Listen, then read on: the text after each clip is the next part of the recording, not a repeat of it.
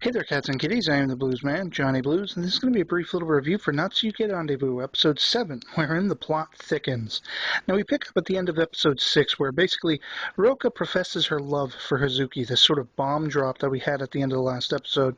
And of course, as we know, Hazuki is effectively off in some sort of ethereal dreamland that is Atsushi's concoction, Atsushi being the ghostly husband of Roka, who, obviously he passed on, and now he is currently inhabiting Hazuki's body for the last couple episodes now. And so I really feel bad for Hazuki watching this scene unfold because, of course, he's not there to hear Roka's words. But as we see, what plays out is Atsushi basically takes the opportunity to be a little selfish with Hazuki's body and wishes Roka and he to spend the day together. They go to the beach, they grab some food, and they buy sparklers to light, on the beach at night.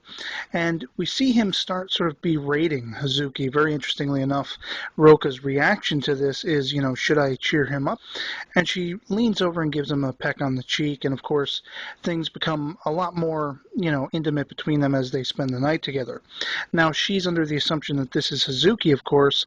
And once again, I'm left feeling bad for him as he's off in this dream world contending with just weird things. He's still underwater. He's dealing with a topless mermaid version of Roka, the sort of, pixie that's in this dream world that's kind of sort of giving him different realizations. Like, for example, she hints to the fact that, the prince Atsushi, who created this dream world, kind of likes him, and she wonders if he likes Atsushi back.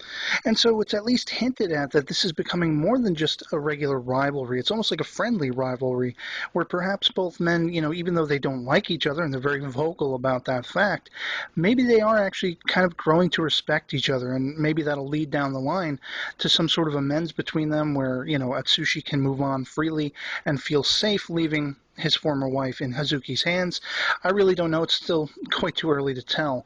But I do think the contrasts between the characters are very intriguing in this episode. Even though Hazuki's in this dream world and he's dealing with the topless mermaid pixie version of Roka, he knows she's not the real Roka, but he respects her so much that he's embarrassed when he sees that she's topless and gives her his shirt.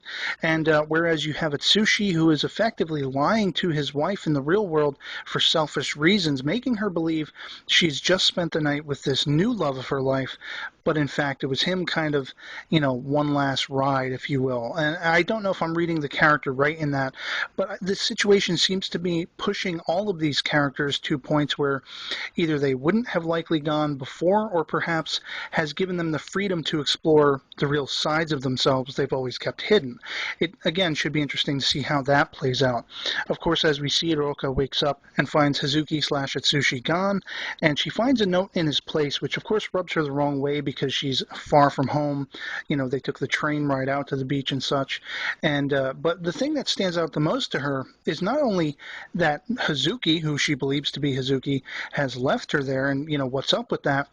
In the note, there's a sort of iconography that reminds her of something that goes back to a memory with her husband. So she carries this with her all the way home, and she spends a day sort of just wondering, what is she supposed to do next? She's waiting to hear from Hazuki, but she's conflicted with these thoughts of her husband, and that's a lot of what's been really egging her on from the very beginning. And of course, we see that Atsushi actually goes one step further to use Hazuki's body to basically go into the flower shop and remove all of his earthly possessions that Roka would never free herself from.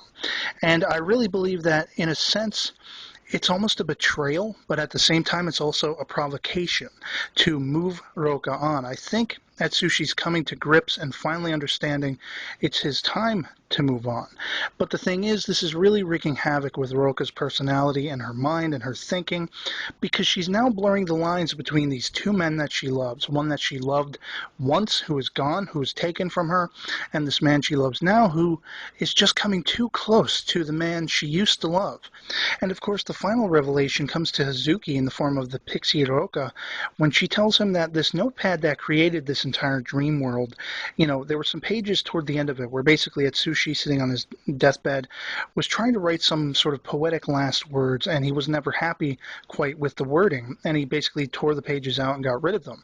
So Hazuki now believes that this is some key to, making him move on, bringing him one last bit of happiness with his wife, getting some message to her, and, it's very interesting because, as I say, here we have Roka in the real world just crying her eyes out, being brought to a point of mental fatigue over not being able to clarify, her former husband from this new man in her life, and just being uncertain of things. I don't think it's so far as that she, has perceived that he's still around in spirit form, but it's definitely messing with her mind. And, Atsushi has reached a point of resignation that, he has to do something to push her forward rather than hold her back. And I think that's what motivates his going into the flower shop and removing all of his old stuff. Even though it'll break Roka's heart, sometimes you need that heartbreak to get yourself prompted to move on, take another step.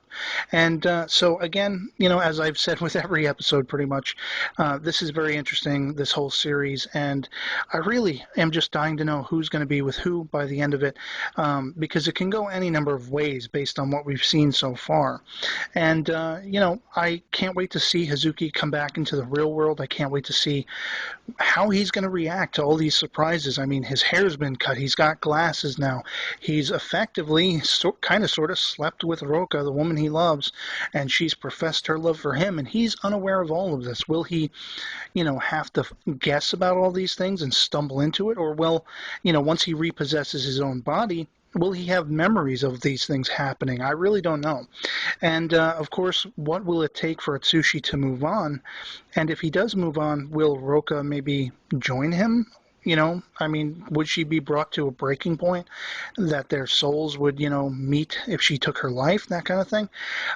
It's just an amazing series, and I'd love to hear from you guys in the comments below or as a video response what you think of the series, what you thought of this episode, if you have seen it, and otherwise, that's going to be pretty much it for me, so I'll catch you later. Peace.